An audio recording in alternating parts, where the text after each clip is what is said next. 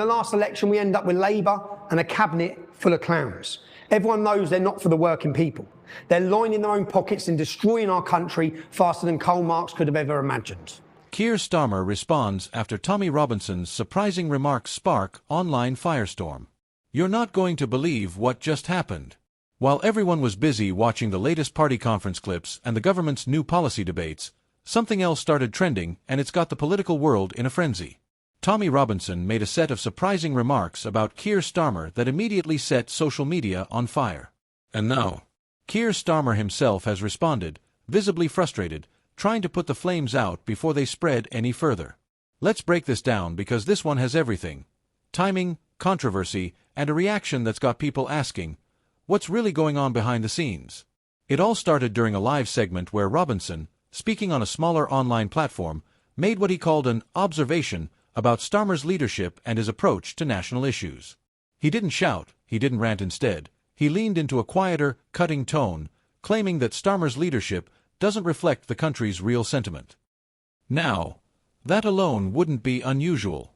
Politicians get criticized every single day from pundits, rivals, and commentators.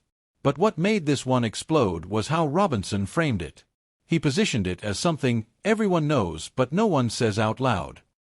And just like that clip started circulating, headlines started forming, and within hours, hashtags like #StarmerResponse and #TommyStatement were trending across X, TikTok, and YouTube Shorts. The Labour leader didn't waste time responding. In an unscripted moment during a public Q&A, Starmer was asked directly about the remarks. His tone shifted. You could hear the irritation, the frustration, maybe even exhaustion. He said, "We've got serious issues to deal with in this country, and I'm not going to be distracted by people seeking attention online." That line was meant to end the discussion. But it did the opposite. Commentators immediately jumped on it.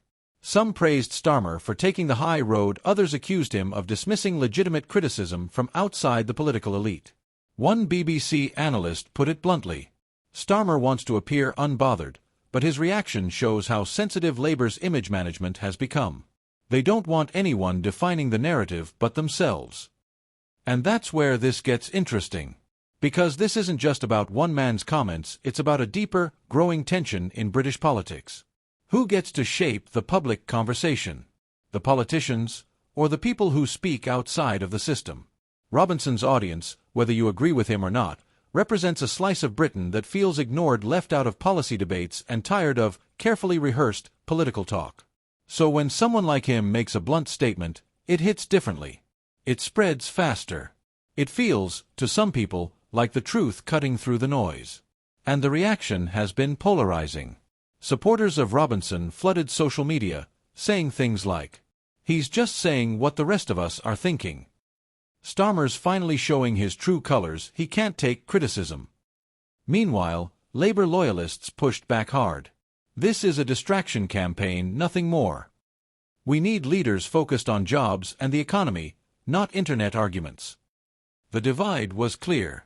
And the media, as always, jumped right in. Talk shows debated whether Starmer should have ignored the comment completely or whether his frustration shows he's finally feeling the pressure. Now here's the real twist. Insiders close to the Labour leadership quietly told journalists that this isn't the first time Starmer's been warned about engaging with online provocations.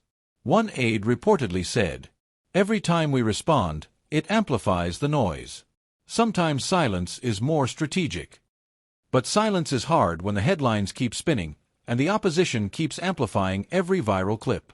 Because, like it or not, this is politics in 2025, not fought only in Parliament, but on timelines, lives, streams, and 15-second videos. Still, there's something deeper beneath all of this. Keir Starmer has been working hard to project stability, control, and authority. But these viral moments threaten that image.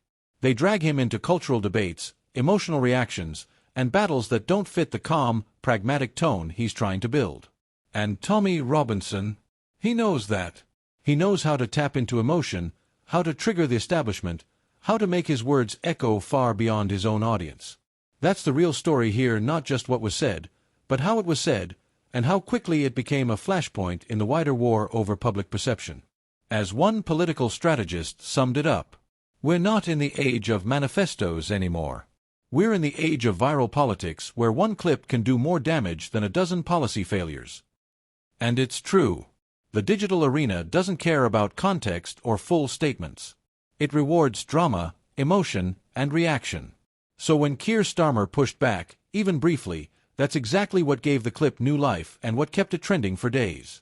Now, what happens next?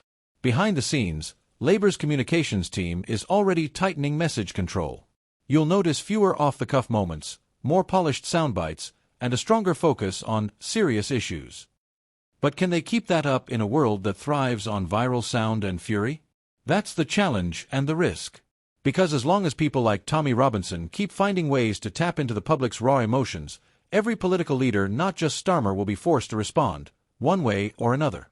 And maybe that's the real shift happening right now. Politics isn't just about policies anymore, it's about perception, emotion, and who can control the narrative in the chaos of online noise. So the question remains. If this was just a glimpse of how easily things can spiral, what happens when the next viral wave hits? Because next time, it might not just rattle Starmer. It might shake the entire political landscape.